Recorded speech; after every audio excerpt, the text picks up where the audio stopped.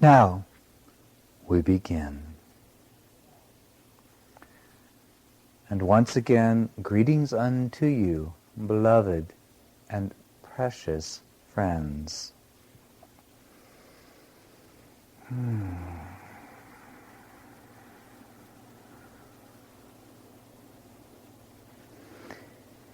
Is it not true that wherever you look, whether within you or around you, there is but the face of mystery shining back at you? For from the very first, have you ever truly known what a single thing is or what it is for? Yet, the thoughts within your mind, your perceptions of things, both within and around you, would lead you to believe that you do indeed know what a thing is and what it is for.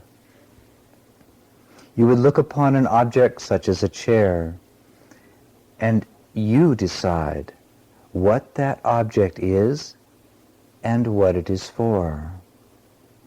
You would look upon the rain that falls from the clouds, and you would decide what that thing is and what it is for.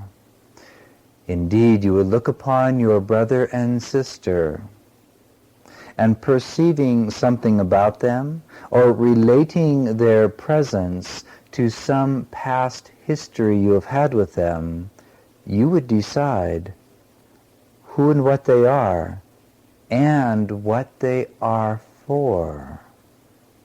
And when you decide what a thing or a person is for, you then become justified in using that thing or person according to your perception.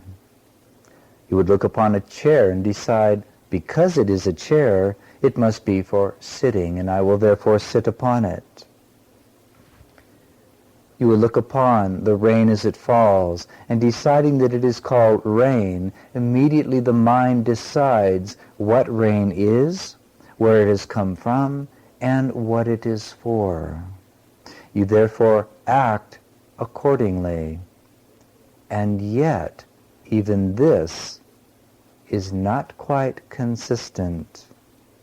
For a farmer would look upon the rain and see it much differently than what you call an athlete playing upon a field on a Saturday afternoon, or a family preparing to go upon a picnic. Therefore, what is it that decides for you what a thing is and what it is for? Consciousness, the nature of the mind, is very slippery indeed. And it requires great vigilance to learn to see, to comprehend, to transcend, to grasp how consciousness, the nature of mind, is operating through you, through the body's senses, in relationship to all created things. But we'll take a slight shortcut. For the things that you look upon, when you decide what a thing is and what it is for, you have projected your value system upon these things. Something is already operating in the depth of your consciousness that stimulates an impulse which requires you to shape your experience of what you see and what you believe these things are for, to fit what you must value in the moment. Always, then what you truly experience is not the thing in itself, not what it may or may not be for within itself. You experience only the boundaries of your own mind. Nothing more and nothing less.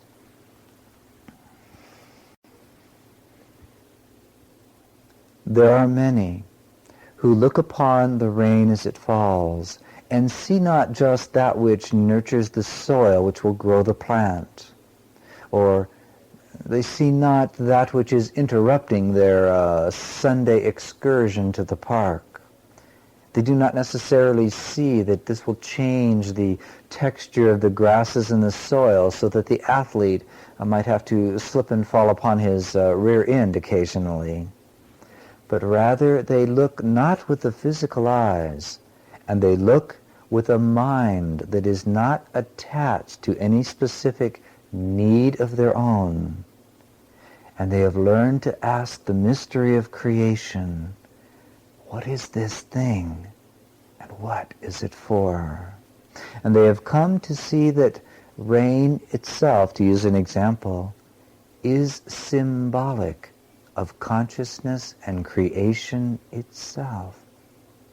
They look upon even a chair or a person or a blade of grass, and they look past the perceptions they have learned to inquire directly what this thing is and what it is for.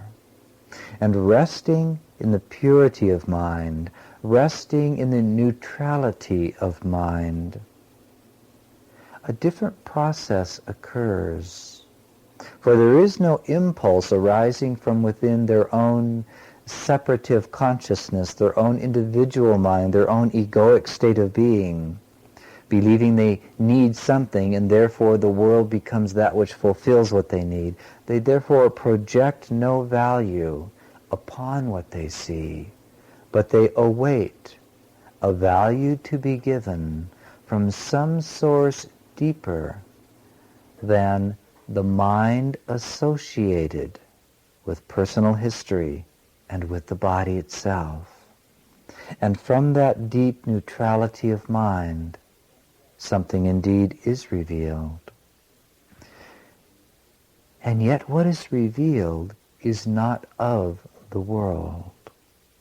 For what is revealed is a radiance, the reflection of a grand mystery, a symbol of the laws of consciousness itself. It's in its universal rather than its personal nature. The rain becomes that which brings sustenance to creation.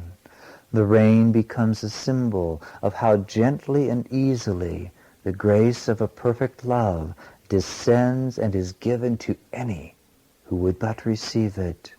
The rain becomes a symbol of that which is purely innocent, yet gives itself to be perceived and experienced as the receiving mind would choose.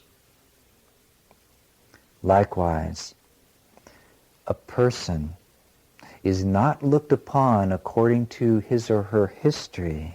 It is not looked upon according to whether or not the body is pretty enough to be taken to bed for sex. The body is not looked upon as being large enough or strong enough to bowl over several smaller bodies and then you will give them a contract with big golden coins. A person is not looked upon as something which is, what is your word, utilitarian, that is, able to perform a certain function, able to fulfill some need for yourself. And therefore, what begins to shine forth through that person, your brother or sister, is not their individuality, that is, not their foibles, not their personality structure, but light. But the presence of the mystery of consciousness itself, which arises as a gentle wave from the ocean of mind that is without beginning and without end. Why is this important? Because as you go through your day, you believe you are directly experiencing what is. And you are absolutely certain that what is outside of you.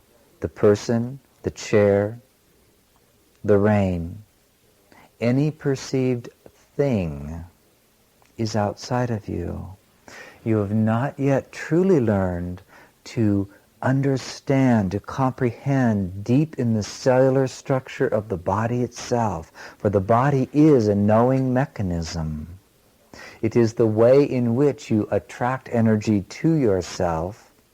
It is that through which you project the energy of your mind. It's the meeting place of inner and outer, just as the skin is the meeting ground of what is within and what is without.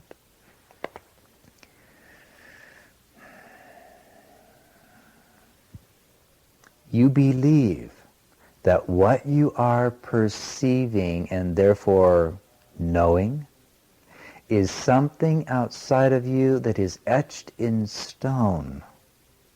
It is defined, it is complete, and you know it. And yet again I say unto you, not in any moment whatsoever do you ever see or perceive anything except that which you project upon it, until, through the use of vigilance and mastery of the keys of the kingdom of desire, allowance, or desire intention, allowance and surrender, until the mind is retrained to rest at peace, wanting nothing, needing nothing, knowing not what the single thing is or for, only then does the mind become capable of receiving a higher knowing, a higher intuition. Only then does the body begin to restructure itself so that its deeper, more latent possibilities arise, called third sight for one, to begin to perceive an object through the senses of the body, to feel a color, to hear an object that the ears cannot hear.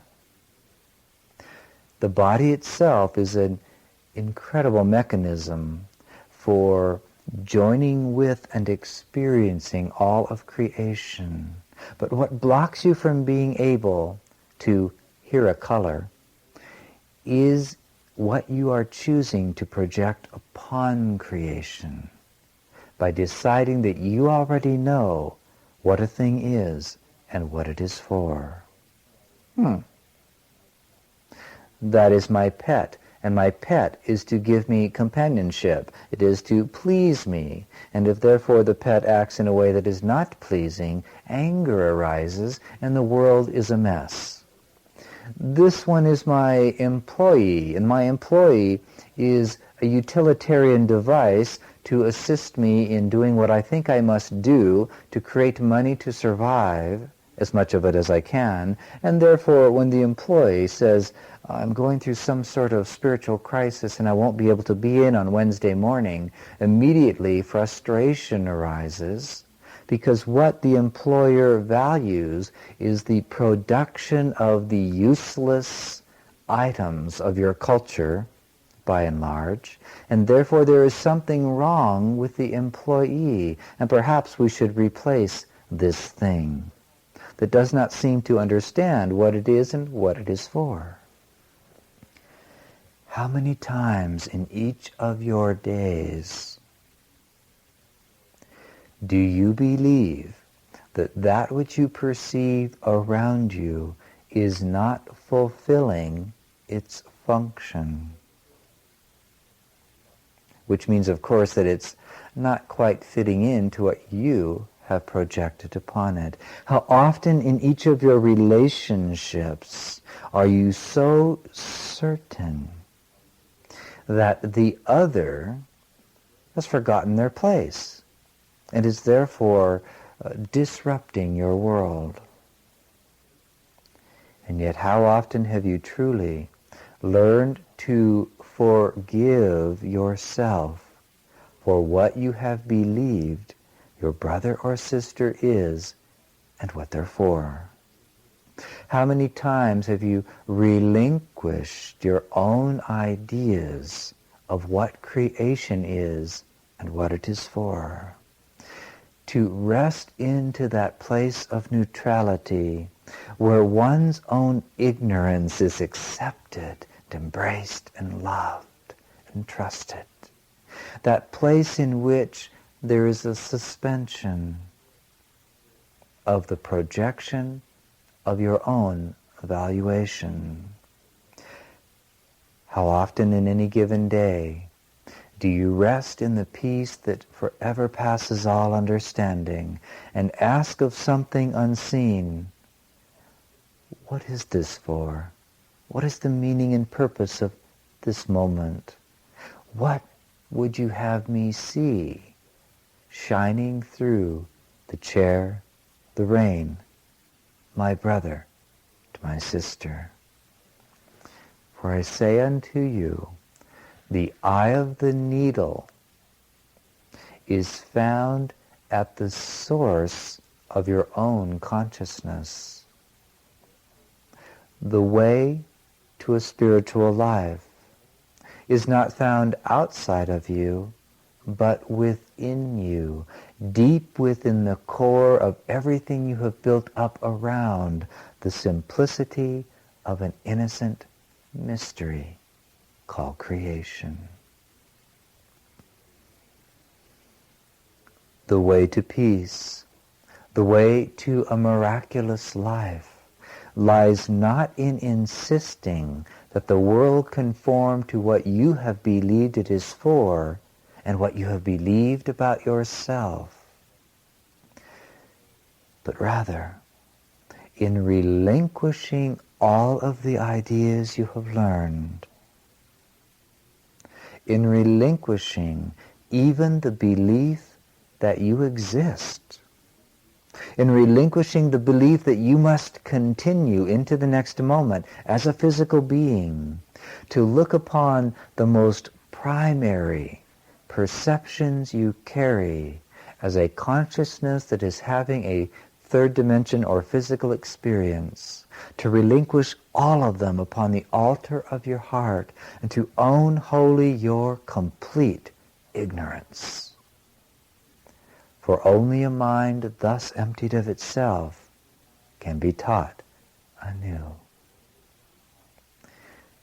The way to peace in life, the way to mastery, the way to union with all of creation, indeed the way to a perfect and completed Christedness, lies not in trying to make or do, but in mastering the art of relinquishing, the art of resting in the humility and innocence of a divine unknowing.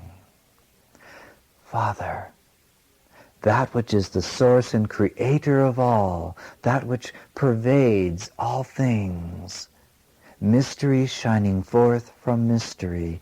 I know not what a single thing is, or what it is for. I thought I did yesterday, and even in the last moment. But now I choose to relinquish all things and rest in that perfect peace, whereby, perhaps, I will be shown how to perceive and therefore to experience anew. Herein is the path of power.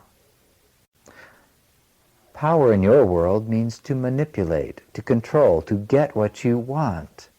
But I say this unto you, are you sure that you know what you want? Or what you want, is this not resting on what you believe you must have? And what you must have, is this not a belief and perception that rests on your prior determination about what the world is and what you are? If you do not know yourself, how can you know what you need and what you want? Therefore, beloved friends, we would begin to ask of you to be determined to utilize your experience of each moment as an opportunity to bring vigilance to the mind by choosing to acknowledge your complete state of ignorance in each and every moment. For he who says that he knows probably knows not. And he that says, I know that I know not, probably knows. Contemplate that phraseology, for within it is much wisdom. The first is the expression of the consciousness of the world. For all you need do is sit upon a park bench and watch your world drive by and walk by, and everybody knows what they're doing, where they're going, why, and of course it's important.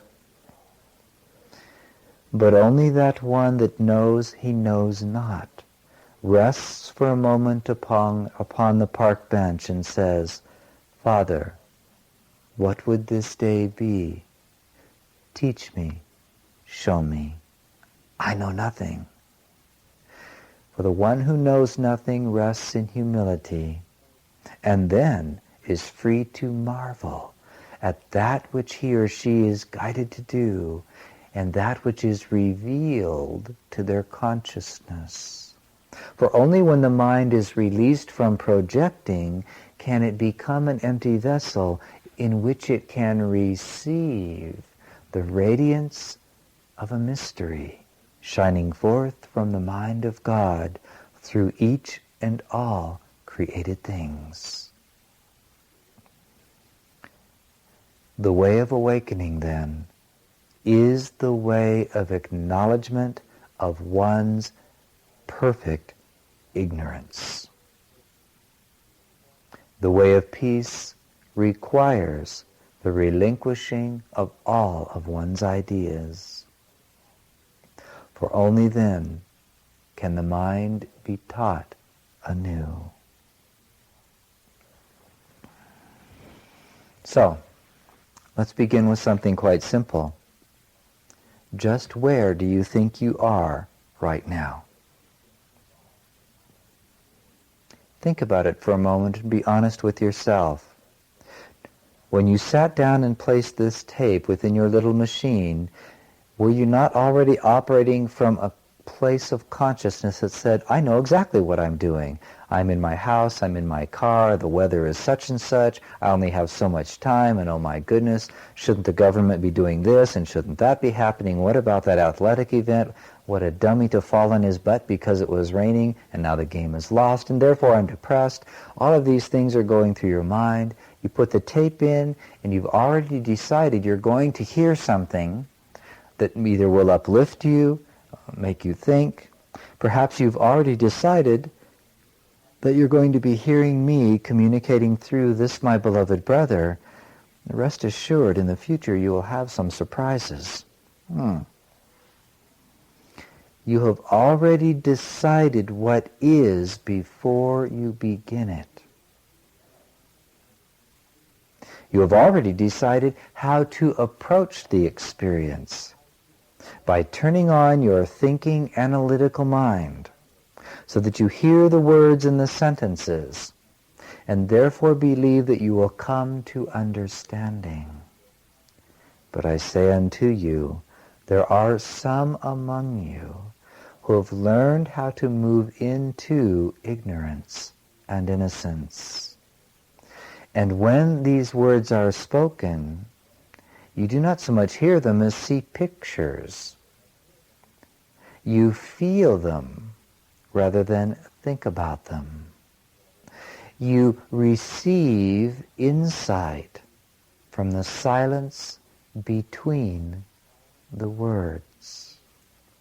You feel a transmission of energy that you could not ever explain to anyone because it has nothing at all to do logically with the formation of little sounds you call words to which you have already ascribed meaning. Although you seem to be listening to a tape, You are already in a quality of consciousness that transcends the normal process of listening and analyzing and drawing conclusions.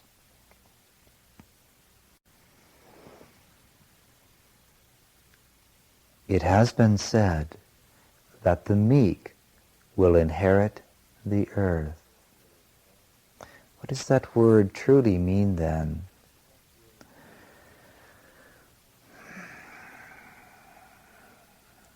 The meek are those who have learned the futility of their learning. The meek are those who know and accept that there is only mystery arising. The meek are those who know they are not what they thought they were. The meek are those who wait in each moment for revelation to occur. The meek are those who smile at the futility and insanity of acting in the world as if they knew what a thing is and what it's for. They wait on divine consciousness. They wait on a purity that emanates from the source of being that can shine through them and reveal to them, moment to moment, what the purpose of any moment is.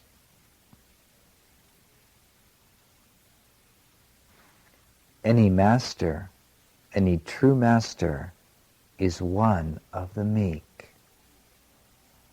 For mastery does not rest on the accumulation of knowledge. Mastery rests in divine ignorance, in which true knowledge shines forth. The knowledge that would radiate through your mind from the mind of God. The knowledge that would enlighten even the sensory mechanisms of the body so that they receive what is being transmitted from all created objects in ways that transcend ordinary knowing and seeing and hearing.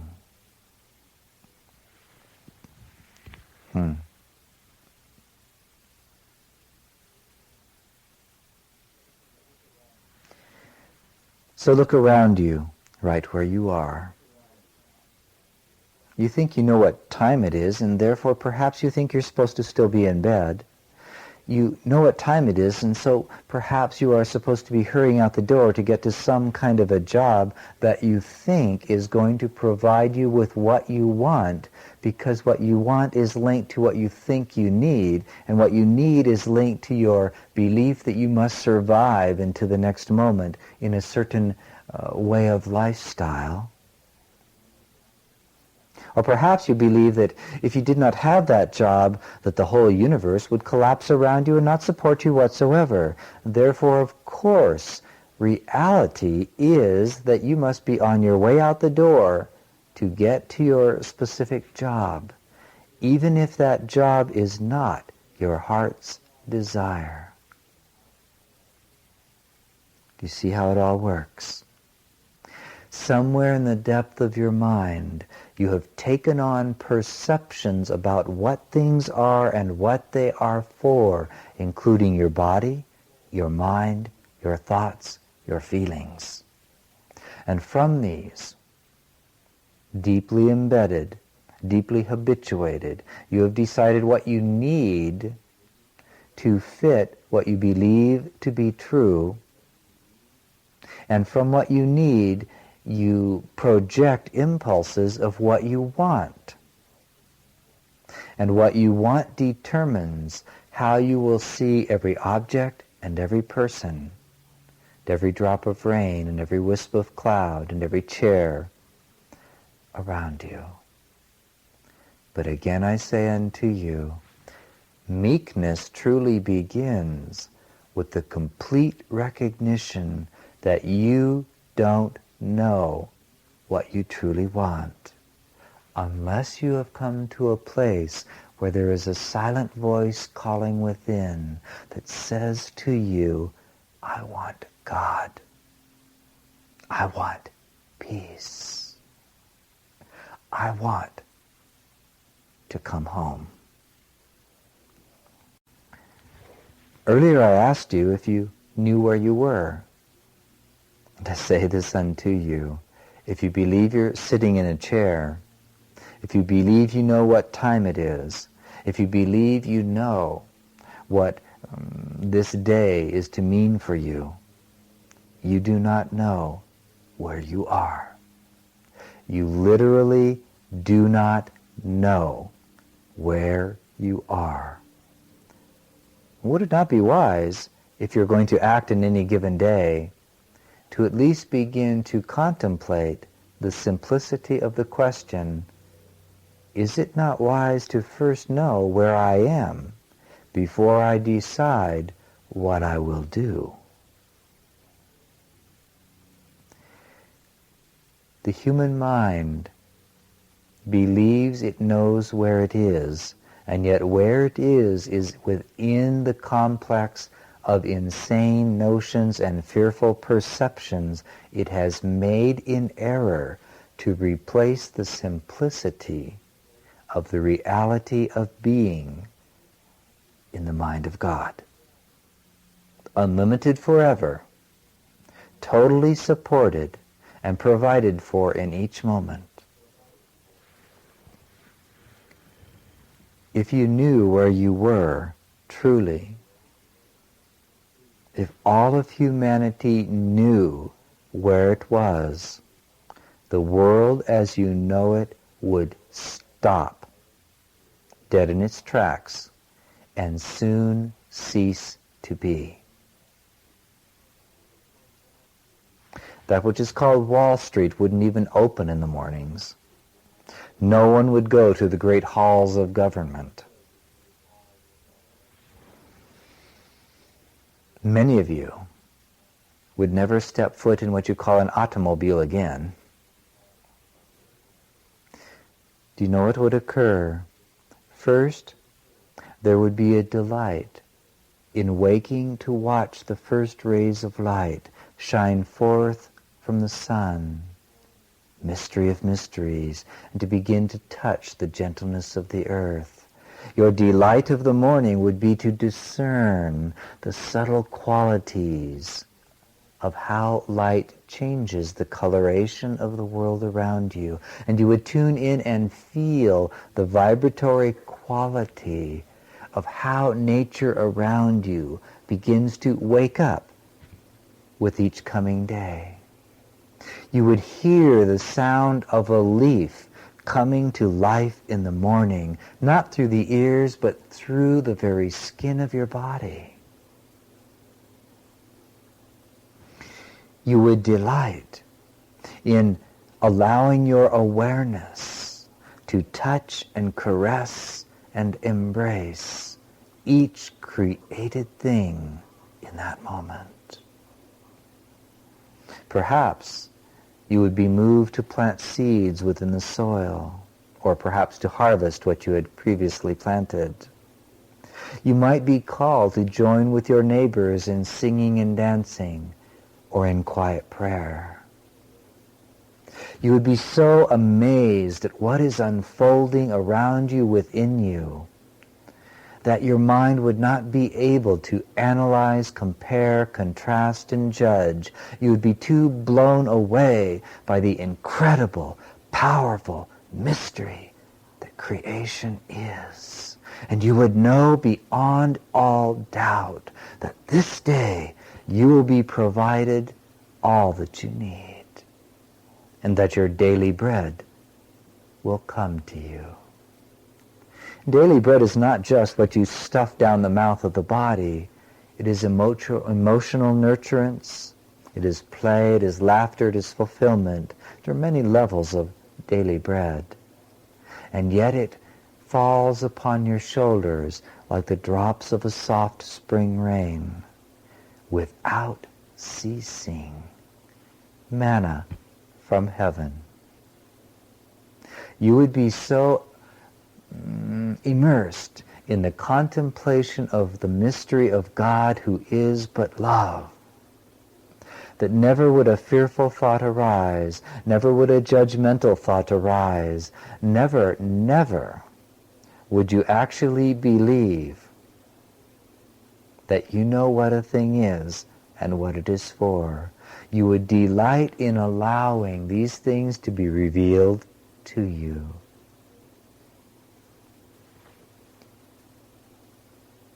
And so I ask you to compare that definition, that picture, with how humanity lives, and then ask yourself, does humanity know where it is? Do I know as a part of humanity where I am? Am I willing in this moment to completely relinquish all ideas I have ever had about what anything is and what it's for, and therefore what its meaning is, what its usefulness is?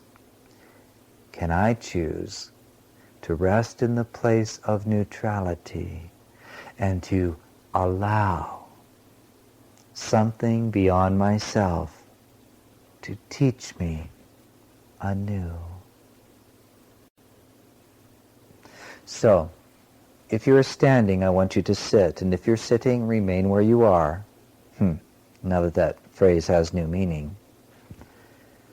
Truly feel the fabric of the object you are sitting upon.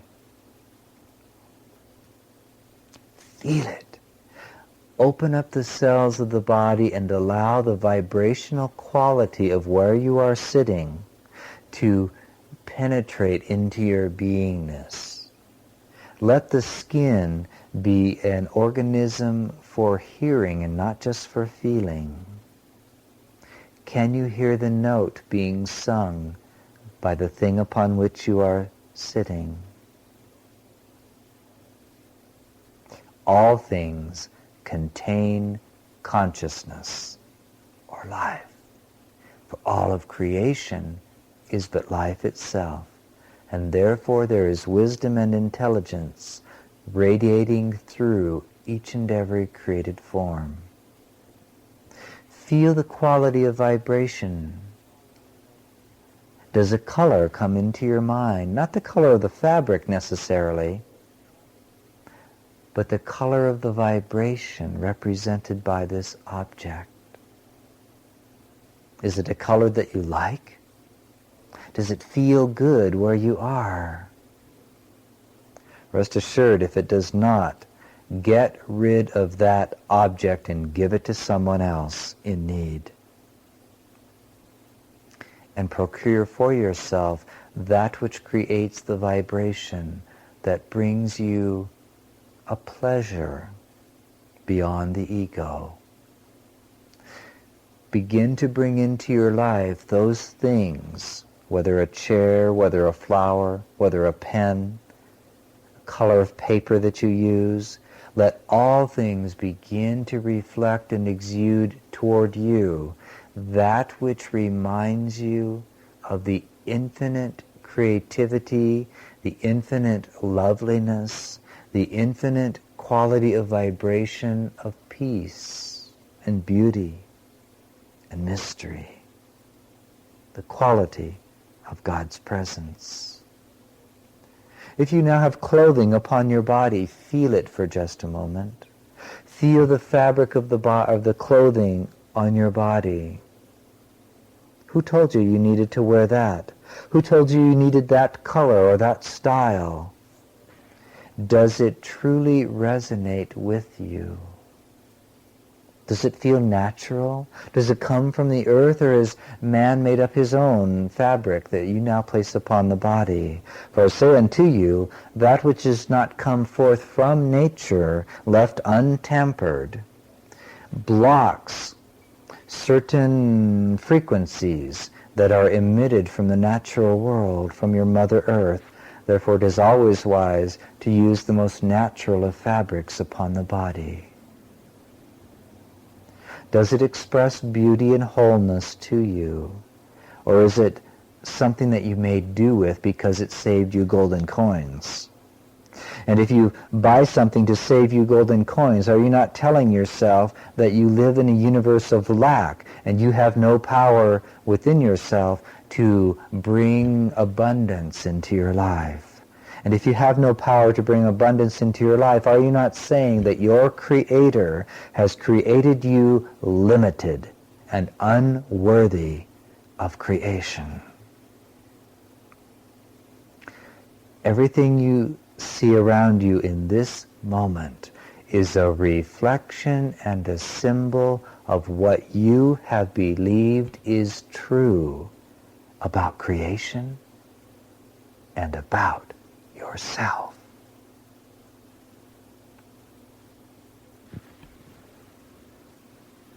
Well, I didn't mean to become quite so forceful, but it is time for the truth to penetrate consciousness.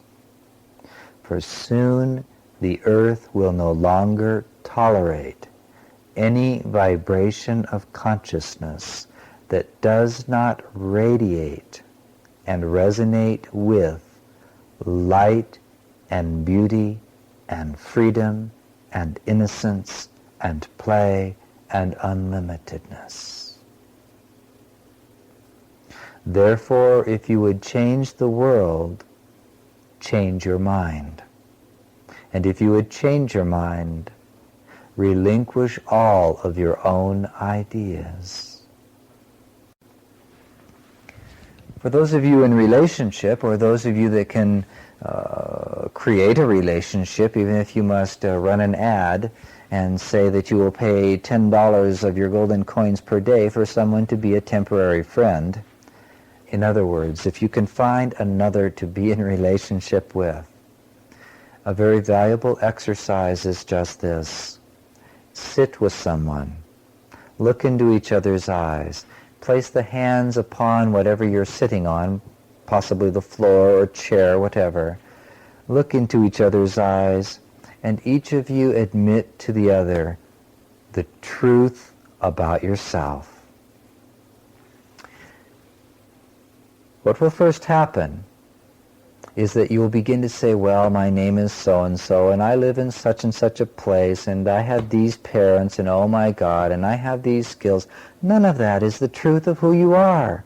The truth of who you are is that you don't know who you are. You don't know what you're for.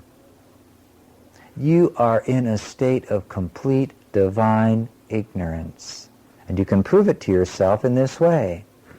Look upon the person sitting across from you for at least 2 or 3 minutes, and then tell them the thought that is occurring in their mind in this moment. You'll find that 99.999999% of the time you are totally wrong. Ask them to do some gesture to change the body language, and then tell them what they are trying to express. You will discover again that they can fool you anytime they want. Do you know what a thing is and what it's for? Do you really know what's occurring in any given moment? My reply to you is that you do not, as long as you are relying on your own thoughts and ideas. After doing this exercise with each other for a few moments, then practice resting in the neutrality of your own ignorance. Father, I know not what a thing is or what it is for. Then ask the other person to hold a certain thought within their mind. It could be a picture of a pink elephant, could be anything. And as you rest in your ignorance, giving up all hope of knowing what it's for, what needs to be communicated, you might just find that you begin to realize that some idea is being predominant in your mind. It could be outlandish. It could be a pink elephant. And then simply say to your friend, I think you're holding the thought of a pink elephant, or that your body language is conveying a certain thought. Through this practice, you will refine your ability to receive knowledge in a new way. And as you refine that, you will find yourself in a state of what is called cosmic consciousness or Christed consciousness, where you have so mastered the relinquishing of your own ideas that what is truly real and what holds purpose in the moment is revealed into your consciousness moment by moment by moment, even if it concerns someone who's on the other side of the planet. And then when you ask within, what should I do with this? The Holy Spirit tells you. And you will know when to speak and when not to speak, when to act and when not to act. Resting into the quiet of your own unknowing allows life to reveal itself through you and to you. But what is revealed will not be perceived as your own, and you will understand that you can take no credit for what unfolds through you. And you will say, as I once said, "Why do you call me good, even when miracles are done through me? There is none good but God. I am but a channel of the mystery of life. I'm empty. There's no one at home." And when there is no one, there is everyone. And when there is nothing, there is everything. And when you are empty, you shall be filled. And when you are at peace, you will know the meaning of power. And when you want nothing, you will have all things. And when you need nothing, you will know the meaning of freedom. Beloved friends, contemplate well what is shared this day, for it is time to truly bring vigilance to the mind. Recognize that as you go through your day, everything you think you perceive is a reflection of where you have allowed your consciousness to reside, either in the attitudes and beliefs that you have learned in the world, which will show you only what is insanely unreal, or in the quiet neutrality and peace of your divine and perfect ignorance.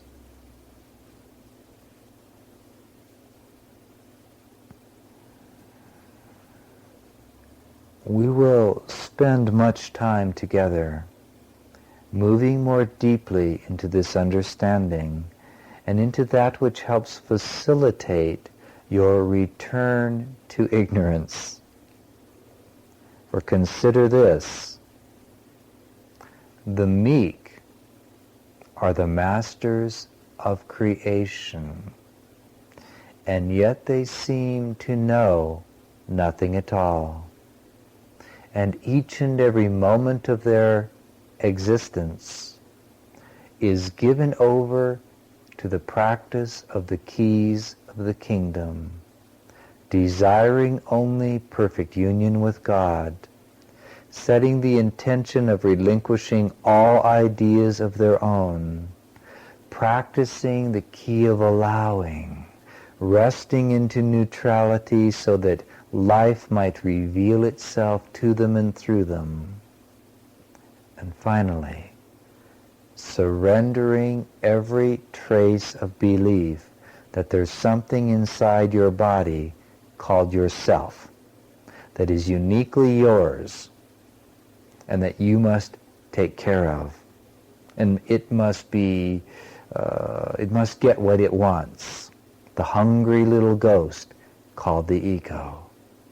Surrender means to awaken to the reality that there has never been anyone where you are except the presence of Christ.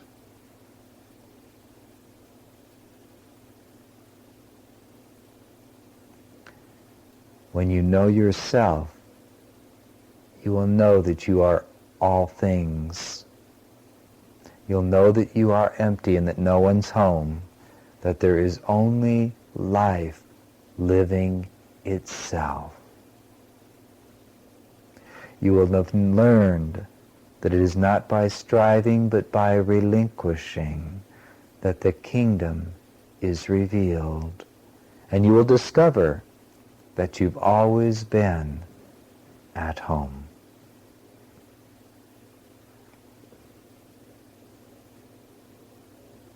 Contemplate well these things then, and by all means bring lightness and humor to it. Laugh at yourself. Laugh at the self you thought you were. Whenever you believe you need something to be a certain way, slap your thigh, that would be a good use of it at any rate, and laugh. And tell yourself, my God, I actually thought I needed something to happen in a certain way. Ha! Joke is on me. And then the wisdom of how things are unfolding can reveal itself to you. And when you know that there is wisdom flowing through the creation of each moment, you just might make the decision to once again trust life. And life is but love radiating forth from the mind of God. And that is where you are sitting right now. Peace then be unto you, beloved and precious friends.